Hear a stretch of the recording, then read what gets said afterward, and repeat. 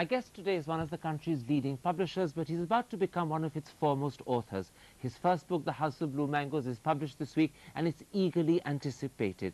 But what made him write it, and how will it change his life? Those are just two of many questions that I shall put today to the CEO of Penguin India and the author of the book, David Davedar. Welcome to the program, David. Thank you. Tell me, what made a publisher turn into an author? Well, I mean, I think this is something I tell my authors always, and that is, you can only write a book, especially a novel, if it is sort of, trying to get out of you, I mean, which it absolutely compels you to write it, especially a first novel. I mean, once you've done a novel or two, then you get into the craft of it. It becomes a career almost. But a first novel needs to be sort of pushing its way out of you, and that's why I think I wrote it. So this was a book that was burning to get out? Yes, absolutely. In fact, the truth be told, you did a first book when you were in your 20s, didn't you? Yes, and I'm glad to say it wasn't published. Is that the author or the editor speaking? I think it's the editor speaking. I mean, when I was 21, I mean, it was the thing to do at that point, You had to write your first novel because you wanted to be sort of seen as this sort of young star in the making or whatever. But I remember reading an interview with Salman Rushdie where he said, most authors have a first novel tucked away in a drawer, which they've forgotten about it, thankfully for the world, and looking back at that manuscript, I'm glad it wasn't published. Would you have been embarrassed had it been published today, or are you just being modest about it? Possibly, I mean, it would have been something that was dismissed as juvenilia, if you like, so... This time round, because this is a novel that's been germinating, if that's the right phrase, inside you for a decade or more, you had a friend, Vikram Seth, who encouraged you and gave you confidence. What exactly did he do? Well, what he did was, he'd seen a piece I'd written on my grandfather, who was one of the reasons this novel sort of took off in the trajectory it did. He saw it and said, well, maybe you should write. I mean, I think he probably said that in a weak moment, because I said, well, if you look at it, then I will write. So he said, fine, fine, and then I think he forgot about it. And a year later, I showed him 200 pages of this book, and I said, if you like it, I'll continue with it. If not, I'll just chuck it away. You were really prepared to give him veto power? Yes, yes, absolutely. Absolutely, because I figured here was a practitioner. Here was a man I'd known for enough time, both as an editor and as a friend, and I was prepared to trust his word on it. Because I think one of the things you do as a writer, especially as a novice writer, as opposed to a publisher or an editor where you're working with somebody else's work, is you have no real idea that what you find so fascinating and enthralling is of any interest to anyone outside of yourself. Because one can't judge one's own work. I think so. I found the truth of that when I wrote. So when you showed Vikram this 200-page incomplete manuscript, what did he say? He said, finish it. I want to see how it ends. And that's why I sort of finished it. And the amazing thing is you got up practically every single day at 4:30 in the morning to do it. I mean, are you a very disciplined person, or were you just driven to do it? I've taken my own time about this. I started it when I turned 30, and I finished it when I turned 40. But the peak time that I devoted to it was in the last 3 years. So I think temperamentally I can be a very lazy person, but I've had to sort of force myself to be disciplined because, the job I do, etc., etc. With a little bit of help from your wife as well. Like, either Yes. she'd kick you out of bed if you didn't get out yourself. Absolutely, absolutely. And the thing is, I'm a morning person. That I know about myself. So I know I can work. I'm at my best at about 8:30 at night, in the morning. I'm fading by about 10 at night. So if I was going to do it, I was going to do it at this point. Because I started my life as a journalist, I knew the importance of, getting words down on paper. Getting words down on paper is half the battle done. Trying to set a deadline for yourself, trying to set a word count for yourself, worked for me. Other writers do things differently, and for me, this is the thing with But work. you're making the process of writing sound very mechanical and almost, as they say, more perspiration than inspiration. Is it really that? Yeah, sadly, it is. I mean, the magic of it is the fact that here you have an amorphous idea floating around inside your head. How do you pin it down to paper? That requires just the boring detail of getting words down, getting the words you want down, etc. You have flashes of inspiration which sort of propel it along, but I think much of it is, sadly boring. Now, much of this manuscript was read very closely by your wife Rachana and also by Vikram Seth. Was it strange to have them doing to your book what you as an editor have done to other people. Actually, I was very grateful. You know, I think what most writers forget, or most people who read writers' interviews and so on forget, is that writing is the final product is a collaborative effort. You know, I mean, every writer I think needs help, whether it's his friends or professional editor or whatever, to take it from the product of his inspiration to the finished product. So I had no problems with editing. I mean, But you're also revealing a little secret, aren't you? Behind a great book is not just a great author, but probably a great editor as well. Absolutely. And I'll trumpet this from the rooftops. Absolutely. But no one ever gets to know that. Nobody ever gets to know that, because the editor, the best editors, are anonymous.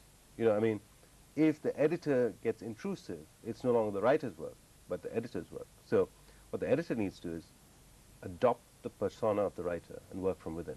So the great editors do that. Now, you did something very interesting. When the book was finished and the manuscript complete, you went to extraordinary lengths to hide your identity. Why? I had two reasons. One is the noble reason. I said, this work has to sort of sell on its own merits. You know, I'm not going to make use of my publishing connections. You were scared that as CEO of Penguin you would find publishers for the wrong reasons. I know most of these guys. You know, I mean, in London and New York. But would they seriously have published it just to do you a favor? Oh, they would have advised me, I suppose, saying, look, do this and do that, and then we can sort of publish it. I mean, come on, you know guys for 10, 15 years. They're willing to cut you a little slack. The other reason was, if they wanted to say no, I wanted them to be completely sort of, you know, easy about saying no. And obviously, if every publisher in the world was going to reject it, I just put it away in a drawer and forget about it. Nobody would be the wiser. So, yeah. Were you also then protecting yourself from rejection a little by using a pseudonym? Absolutely. It would have been hurtful to have heard someone say, no, it's not really very good. I think so. I think so. Absolutely. Yeah. Of course, the opposite happened, didn't it? Yeah. There was that amazing moment when you suddenly revealed to your agent that you were the man behind the pseudonym. What was his response? Oh, I mean, he's very English. David Godwin is very English. So, you know, very stiff upper lip and public school and all of that. But I actually haven't seen this kind of reaction on anybody's face for a long time. His, you know, eyes grew wide, he grew red, and he said, I need to sort of take a turn around the room, you know. So all this was... He actually had to excuse himself. He didn't actually do it. He said he was going to do it. So all this is very satisfying.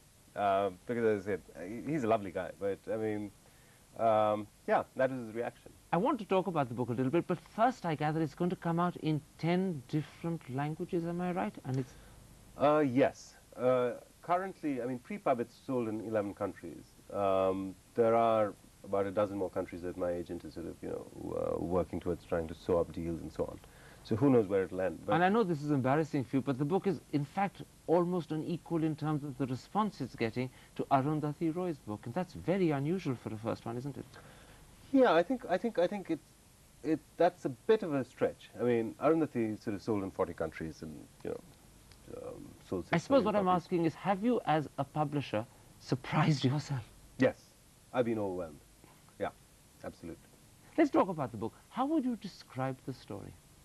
I'd say it's a multi-generational saga, you know, set in the period of Indian history and in the region of India that I was most interested in. That would be my one-line description. You know, I read the book, and to me it seems that so much of the book is an attempt to discover yourself. Not just your roots, but perhaps even a family background. Right. Well, you know, I think this is true of most people who are in, to a greater or lesser degree, deracinated for whatever reason. You don't live in your place of origin anymore. You don't know enough about it. And I think for me, it is a in large measure, sort of process of going back. You know, finding out what happened, listening to family stories again. But I was quite clear that I did not want to do a family memoir. It's not strictly autobiographical. It is not at all autobiographical, except for some points of departure. It takes place much before I was ever around, or much before most of the people I was talking to were ever around. So there were some lead-ins. You know, for example, my grandfather started a family settlement outside of Madras, and I figured, yeah, that's an interesting idea. That is the Duraipuram of the book. Yes, it is. And I just said, it might be interesting to know what a fictional counterpart of the actual existing colony might have been like. You know, and it gave me a little sort of platform to play around But in with. fact, your grandfather's family settlement continues, does it not? And the Davedar family, which is now a very large entity, goes back every Christmas and congregates together to celebrate Christmas together. Absolutely. There's a family gathering. It's great fun. I haven't been there for decades now, but... Are you a rebel? No, not at all. I just have too much work, I guess.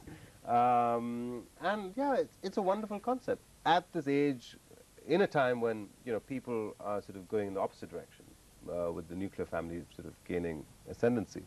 Interesting that somebody just said, why don't I try and sort of... But you know, it's amazing because there's the family settlement in your own family background, and there's this very dominant Duraipuram in the book. And one of the enchanting things of the book is the call of Duraipuram. Two of your characters who break away, Daniel and Kanan, return to it almost against their will and enjoy it, and their lives are recreated when they return. What is the call of Duraipuram? Why is it such a strong magnet? I think it's, I mean, in literary terms or in sort of philosophical, sociological terms, whichever way you want to cut it, there's the myth of eternal return. A lot of us today are exiles from our place of origin. There are borders that have been crossed, there have been sort of various boundaries which have been crossed. And I remember reading somewhere, I don't remember this precisely, but I remember reading somewhere that every writer has to have a core to which he returns. Now that is a writer sort of thinking about these things. But in terms of people, I think there is something you hark back to all the time. You know, I mean, consciously or subconsciously. And this is one of the things that I believe that propels these people to sort of go back. You know, the other amazing strength of this book is its rich descriptive passages. How much research went into the writing? Oh, tons of it. I mean, you know, I actually had to go back and live on the outskirts of a village. I went back and visited the tea country. I talked to every sort of soul I could meet who could tell me something about stuff I knew nothing about. I read tons of books. You know, I mean, at one point it was getting so bad that I was reading a book a paragraph. You know, to figure out, okay, if banyan trees, do banyan trees fruit in May or June? If I put that in the book, I had to go and read a book on trees. You know, is the plumage of a bird this color, not some other color? So I think, yeah, and it was completely fascinating. I loved it. Now, after all this effort, this week and next week, and maybe for a couple of weeks thereafter, you've got the reviews to look forward to. Are you tense and nervous? Not at all. I was tense and nervous about the first review. I must say I was. But then I got this sort of amazing rave. So, you know, and you figure, you know, you win some, you lose some. Are you being confident or are you being philosophical? Philosophical to some extent, but being a publisher, you know exactly the way these things go. You know, I mean, everything is subjective about the writing, the creative process, from the editor to the writer to the reviewer to the buyer to the reader. How can you control it? So, yeah, I guess I'm being philosophical, yeah. David, let's take a break. I want to come back in part 2 and talk about the man behind the philosophy, the man behind David Davedar, the author. We'll be back in just a couple of moments. Stick with us.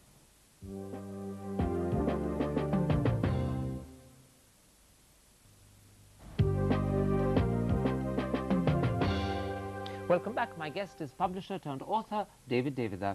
David, let's talk about yourself. Your father was a soldier, then a tea planter. What sort of childhood did you have?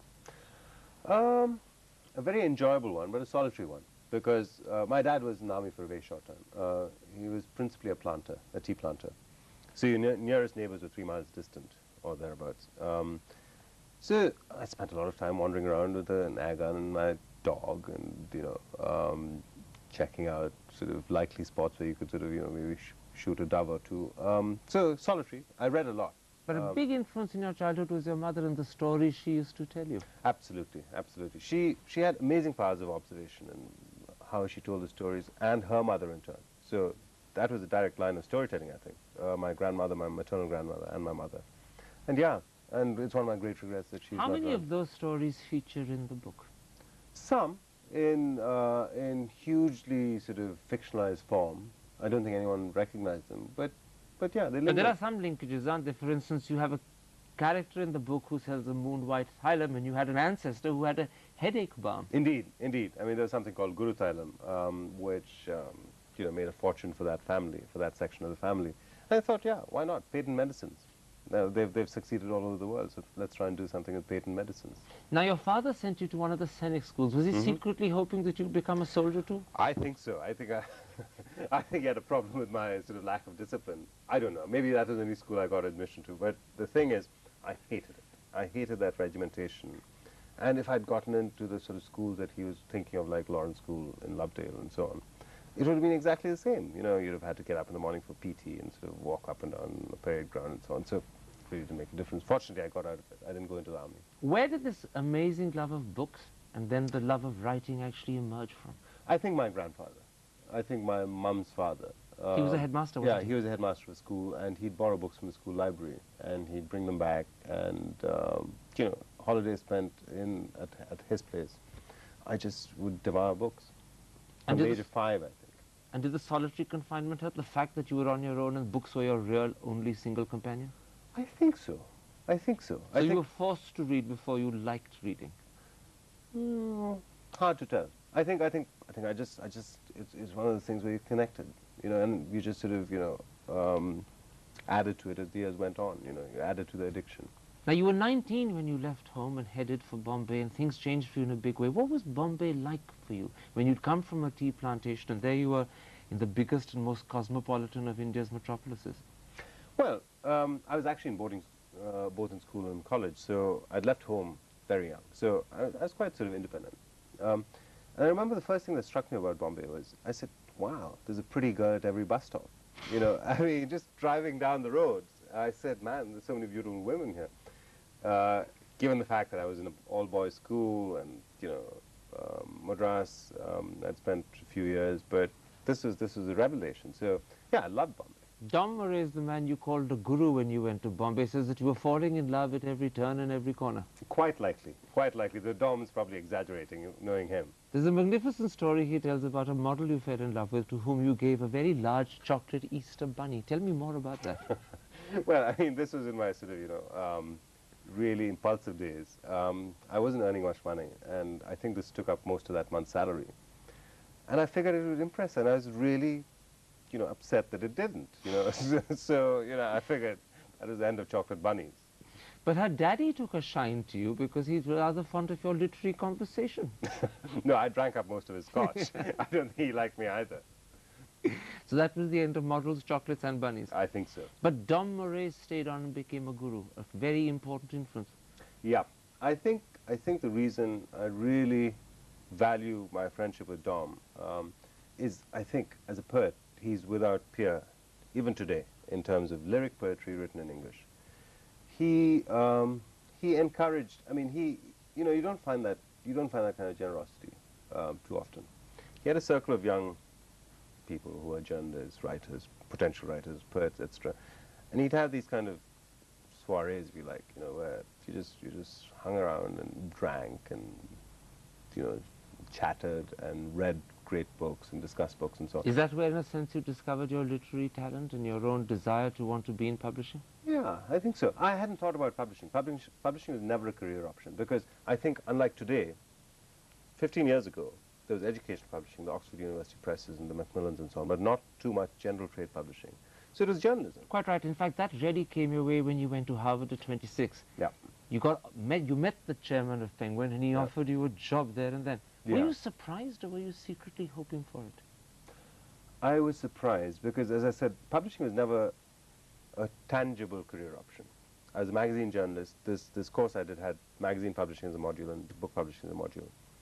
And I was just bumming around, really. I mean, the other job that I was offered was with Newsweek. It was never specified. I mean, they said, look, there's somebody who's interested in you to work for Newsweek in New York.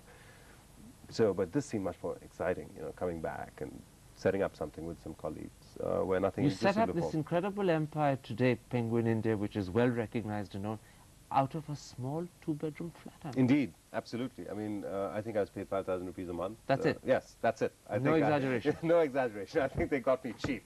So a two-bedroom flat with a peon and a secretary and 2 or 3 other colleagues who were sort of giving some of their time to Penguin India. We had more directors than employees, and the thing which sort of was the most valuable asset the company possessed was a teak boardroom table which could seat 12. So, yeah, that's how it started. You had a couple of quick coups that helped. One of them was that you got Shobha Day to write her first book. Indeed. What made you pick on her? Well, you know, I think the thing about publishing, especially publishing in India at that point, was there were vast areas of opportunity. And I figured there was no commercial writer that India had, anyone who's good enough. who could sell quantity, who could write good stuff. You know, we've had a lot of flack for publishing Shobha, but much of it, well, all of it, I think, misguided, because they were barking up the wrong tree. They were trying to apply literary standards to a commercial writer. Now, you can either write a good book, or a good commercial book, or a good literary book, but you can't say, yes, it's not this or it's not that, so it's a bad book.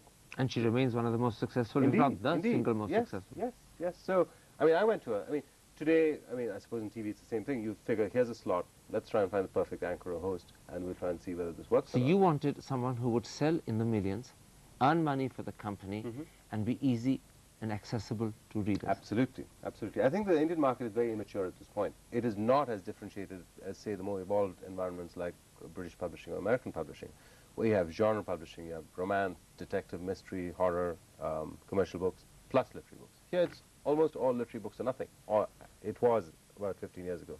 Today you have more differentiation. Your other big coup was that you managed to lure Vikram Seth away from his original publisher to Penguin. How did you do that? Well, I suppose, again, cockiness. I turned up at his doorstep and said, I want to publish your book. So he said, why not should I publish with you? So I said, well, we have Penguin. He said, you have 3 people. So I said, I think we can publish you with passion, you know, and you'll be the star. We'll devote our, as I said then, considerable energies to your cause. So he said, fine, can you match the advance? The advance was tiny, I think it was 7,500 rupees or something.